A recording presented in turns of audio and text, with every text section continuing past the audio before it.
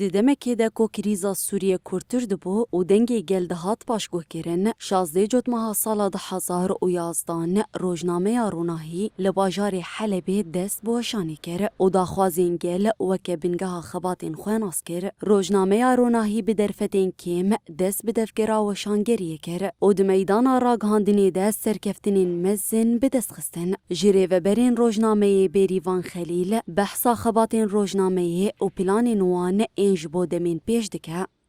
شخوا وکن صانن جالیه کرد و دشت به روزنامه کی بکن و روزنامه بزمانی کردی و عربی افتشکی نه هندگ بو جبولوژی اوگا بخادی رو که کجماریه ام بیشن ایرو اف بو 12 سال جی اف جی نه هندگ 12 سال وک سازی کراندنین سر پیامای چقاس کی زحمتی دیدن چقاس کی ام بیشن کیمانی و نه هبوجی امان سر پیاما گاوا گوگ ایرو ام دویجن هجماری ما بوی زیاده تری 1600 هجماری گوگ ما درخستیه افجی اثبات که انو وک سازی کراندنی جی خواگرد ام برفرهتر نقاش بکن ام بیجن دندری وی سازی روناهی دش خو روزنامه بزمان عربی بزمان کردی و هم کوارک آزارو کاجی هی اف حرسی وکم بیجن برهمی سازی روناهینه شخو هم جوانا جی خاطید کرد هم جنا جی خاطید کرد.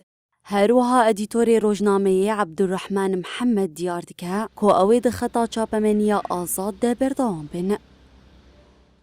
يعني مصاعب كثيرة جدا واستطاع روزنامه روناهی دستپیکا و شانه خود راست گلک زحمتیان هات.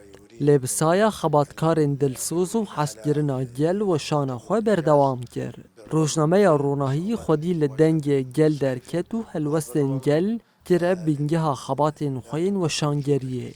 دناوا وان دانسه سالاندا مگلک دستکفتی و سرکفتنین مزن بدست خستن.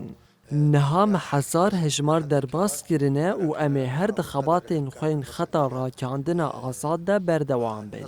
إليه من صحافة وإعلام حر.